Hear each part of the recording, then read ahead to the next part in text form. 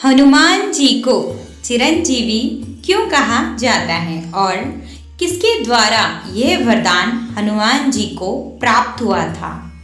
हनुमान जी को लाल सिंदूर क्यों इतना प्रिय है, जानेंगे हमारी आज की वीडियो में। नमस्कार दोस्तों, स्वागत है आपका हमारे YouTube चैनल भक्ति ज्ञान पर, जिसमें मैं आपको हनुमान जी से जुड़ी कुछ खास बातों को बताने जा रही हूँ। हनुमान जी को अंजनी पुत्र, पवन पुत्र, संकट मोचन, राम भक्त, महाबली, बजरंग बली जैसे अनेक नामों से जाना जाता है। साथ ही हनुमान जी को चिरंजीवी भी कहा जाता है। चिरंजीवी का अर्थ होता है अजर और अमर। कहा जाता है कि वे आज भी पृथ्वी पर सशरीर मौजूद हैं और अपने भक्तों की परेशानियों को सुनते हैं और उनके संकटों को हरते हैं। लेकिन क्या आप जानते हैं कि बजरंगबली को चिरंजीवी होने का वरदान किसने दिया था और किस कारण दिया था?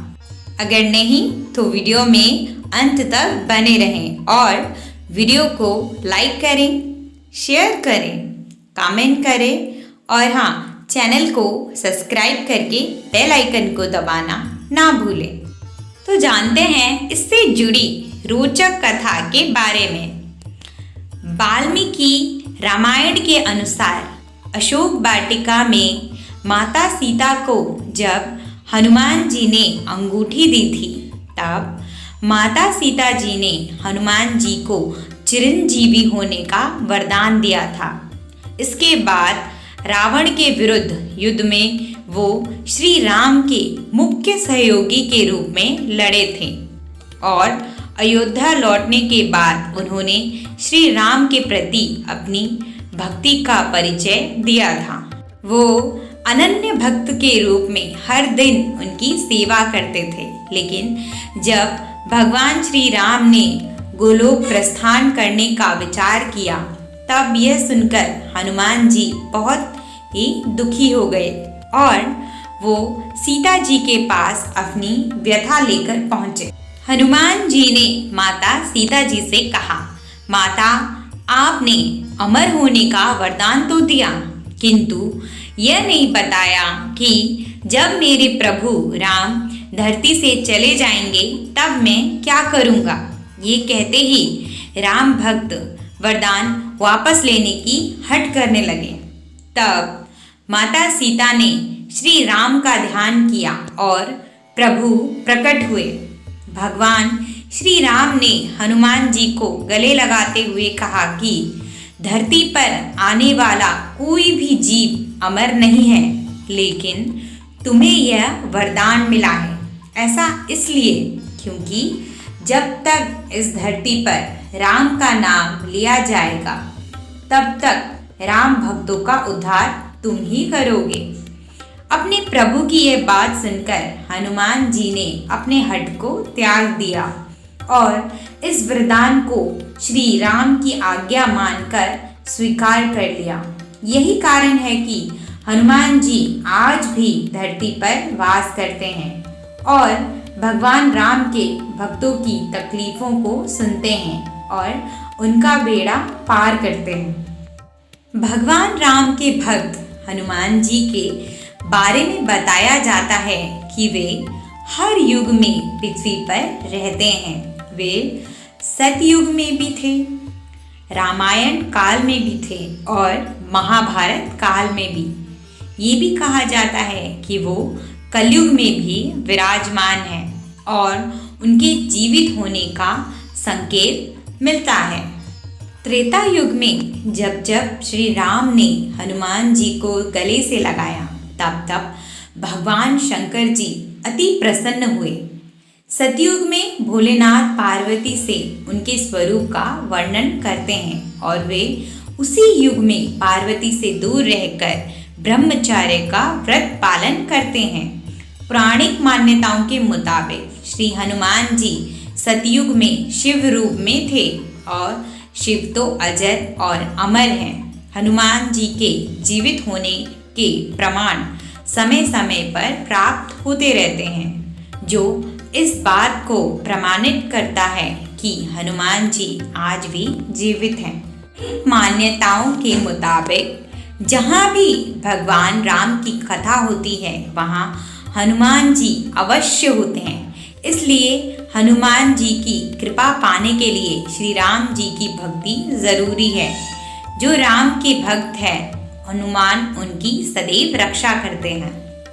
अब बात करें कि हनुमान जी को सिंदूर इतना प्रिय क्यों है, तो पौराणिक कथा के अनुसार माता सीता सिंदूर से अपनी मांग भरा करती थी। एक दिन जब माता सीता अपनी मांग में सिंदूर भर रही थी तो उस समय हनुमान जी भी वहीं मौजूद थे।